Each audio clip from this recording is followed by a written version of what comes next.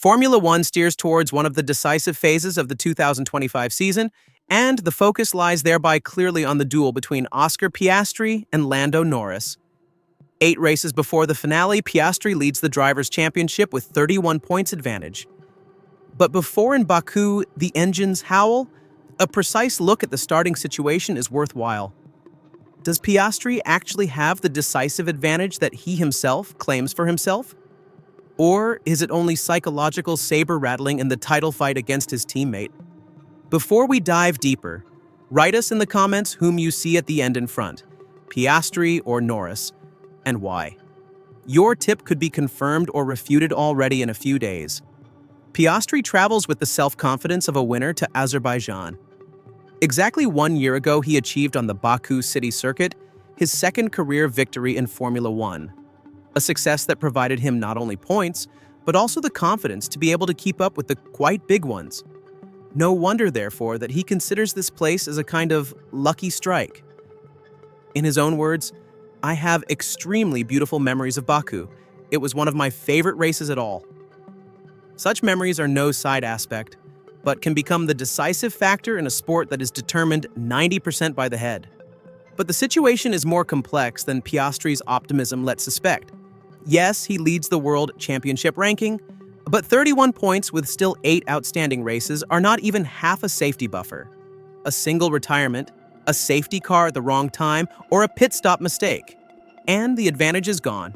McLaren has with its dominant MCL 39 indeed, a car that in this year makes almost all opponents look old, but the biggest danger for Piastri sits in the same team. Lando Norris. The Briton has made clear in the recent weeks that he is not willing to take on the role of the eternal number 2 driver.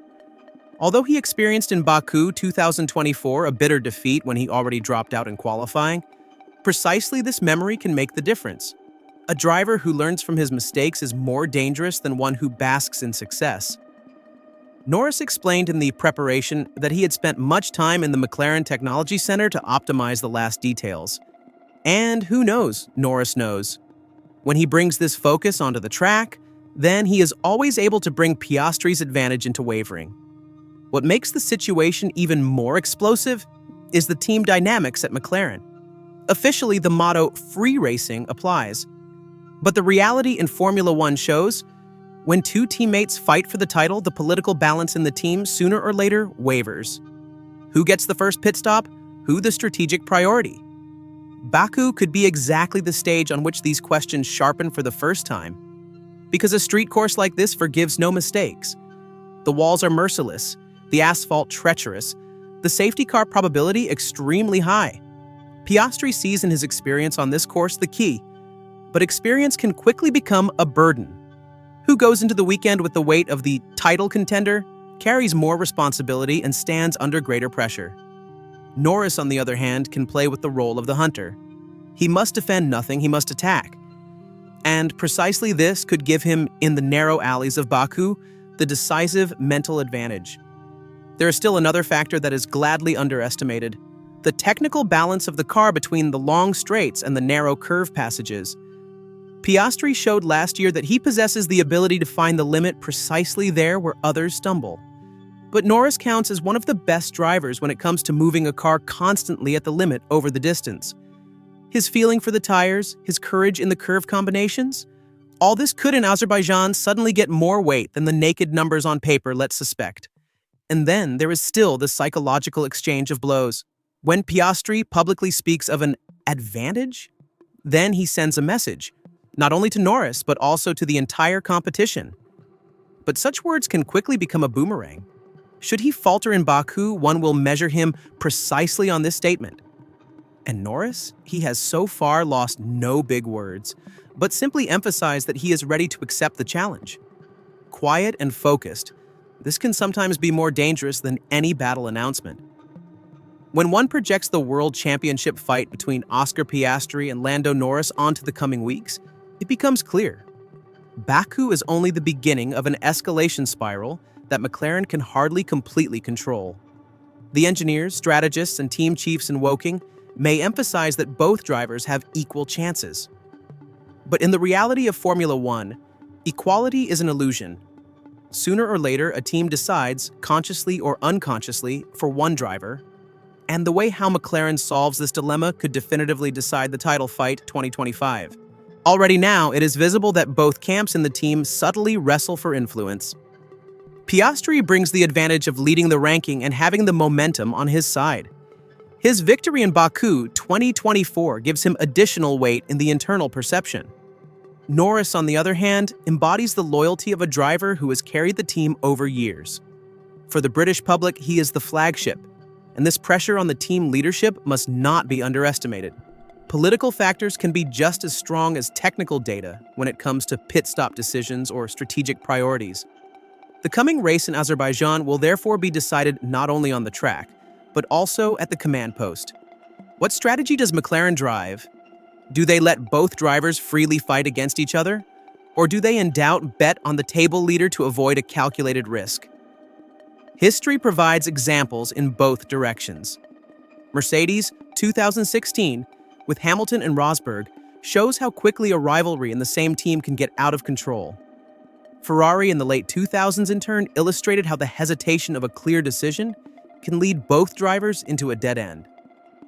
McLaren must be careful not to stumble into this trap. Because Baku is infamous for its unpredictability, safety cars are almost guaranteed, red flags no rarity, and the wind in the narrow curves can turn entire race developments upside down. Who here has the courage for the clear decision could secure himself an invaluable advantage in the title race. But at the same time, every wrong decision carries the potential to destroy not only points, but also the fragile trust between team and drivers. From a sporting point of view remains the big question, how both drivers handle the pressure. Piastri stands before the biggest test of his still young career. A world championship fight in which he must defend the leadership demands a different mentality than the pure hunting of successes. A mistake in the defensive can be devastating. Norris, on the other hand, has the freedom of the attacker. He can risk everything without carrying the same ballast. His statements before the weekend that he had spent intensive time in Woking indicate that he is conscious of this role and accepts it. One must also not forget that behind the drivers stand entire management teams that represent their own interests.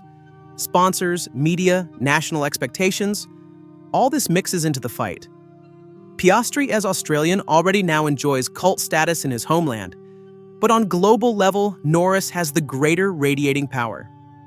McLaren knows exactly that the driver whom they support will also have effects on their external representation and their brand.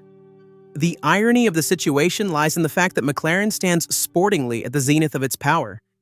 The car is competitive, the engineering department delivers constantly, and Red Bull seems, after years of dominance, for the first time to have serious problems. But precisely in this phase, the team could be weakened by internal tensions. A duel that is not cleanly handled could trigger exactly what Ferrari or Mercedes experienced in the past: a self-inflicted defeat despite superior material. So remains the question who in Baku sets the signal. Piastri, who with another victory cements his leadership and maximizes the pressure on Norris? Or Norris, who through a success on a course that has so far brought him little luck, turns the momentum and thereby forces McLaren to reshuffle the cards? Clear is, this weekend will not only write another chapter in the World Championship 2025, but also lay the foundation how McLaren will shape the rest of the season politically and strategically. The public watches exactly. Every pit stop, every radio message, every maneuver between the two teammates will be dissected. In a season that already now carries historical traits, Baku could enter the annals as turning point, either as proof for Piastri's unshakable nerve strength or as beginning of a spectacular comeback of Lando Norris.